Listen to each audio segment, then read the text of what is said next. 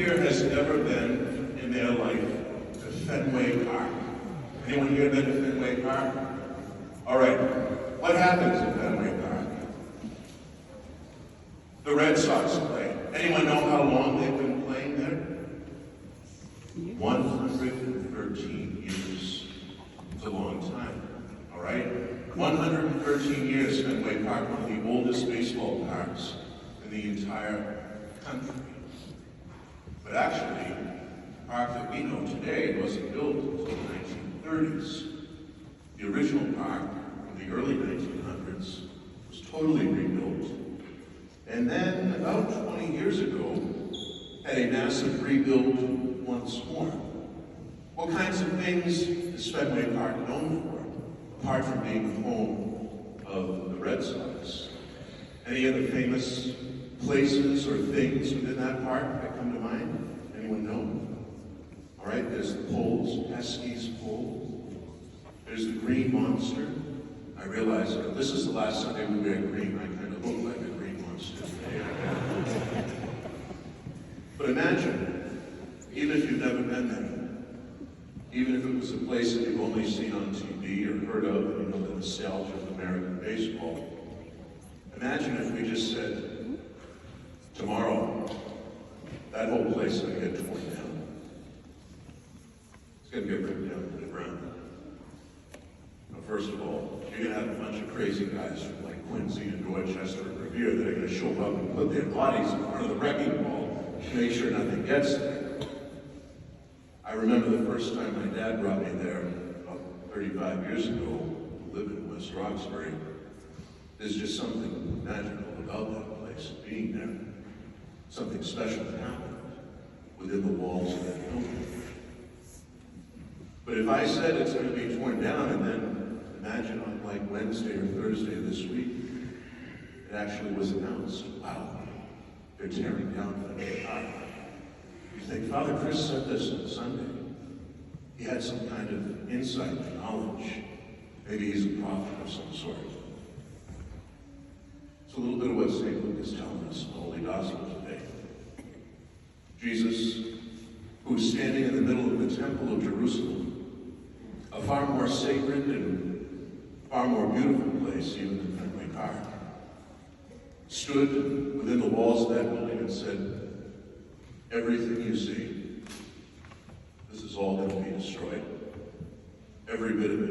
And what's incredible is that at the time of Jesus, we know this from history, the temple was actually under a very extensive renovation. That's why the gospel begins by talking about how it was adorned with all these costly stones and votive offerings, all the ornamentation, all the embellishments that were going into that building. It was the house of God. It was an important place. They wanted to add as much as they could to make it look beautiful.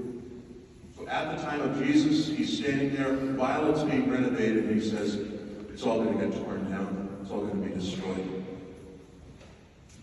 And about 40 years after Jesus died, he was right. The Romans came in and leveled the place. Not one stone left upon another. Right to the ground. All of the things that people had put into that temple in Jerusalem, Romans took like treasure from the war, brought it back to the city of Rome. Actually, they used the money to build the Colosseum. Jesus said this 3 times in St. Luke's Gospel, that the temple was going to be destroyed. The temple's going to be destroyed. By the time St. Luke wrote this Gospel down in the same way that we have it here to read, that action had already happened. The temple had already been destroyed. So anyone reading this and seeing that Jesus predicted it 3 times looks at it and thinks, wow, he really is a prophetic voice. Holy smokes, he predicted this years, decades before it even happened. And then it happened. I don't think St. Luke is trying to sow in us some kind of fear, although So he talks a lot about destruction and sufferings in today's readings. Actually, the whole month of November, the readings tend to talk a whole lot about destruction and suffering, the end. It's rather a reminder, a lesson for each of us in the midst of the sufferings that we endure in day-to-day life, of the lesson that Jesus is trying to teach by the last word of today's gospel. Because if he is indeed prophetic, if he indeed can see what's to come, he ends his lesson to us today by instructing us in a virtue that brings about a good. He says, by your perseverance, you will save your life. And if the same prophet that said the temple would be destroyed has told us that by perseverance we will save our lives, we ought to listen, and it ought to learn what perseverance means. It means going through all of those sufferings, going through all of those difficulties, going through all of those hardships to the end. And maybe you have been in situations in your life when things were supposed to have ended. Maybe it was an accident where you had some kind of near-death experience. Or maybe you got some kind of diagnosis that was supposed to be terminal, but by some miracle you're still here. Maybe you have a chronic illness that you're carrying around with you on a day-to-day basis. Maybe you have some kind of suffering and sickness that nobody knows about, that you bear the hardship of and carry the cross of every waking day of your life.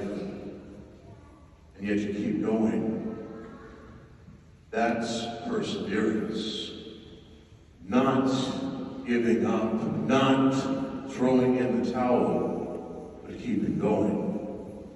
And we're hearing from Jesus himself that the trust that we would place entirely in him to persevere is worth it. He's not like one of those false prophets who had come before saying, I am he, here it all is. And people saw nothing or did nothing.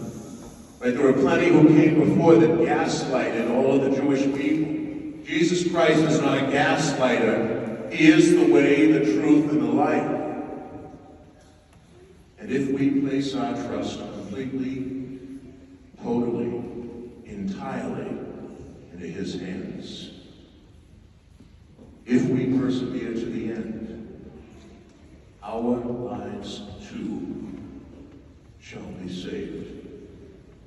May each of us long for that eternity that comes at the end of the life lived with perseverance. May each of the sufferings that we endure in our day-to-day life, and the common and ordinary, unspectacular flow of it, help to bring us to that end for which Jesus created us. Not the stuff of here, which all gets destroyed, but rather the eternity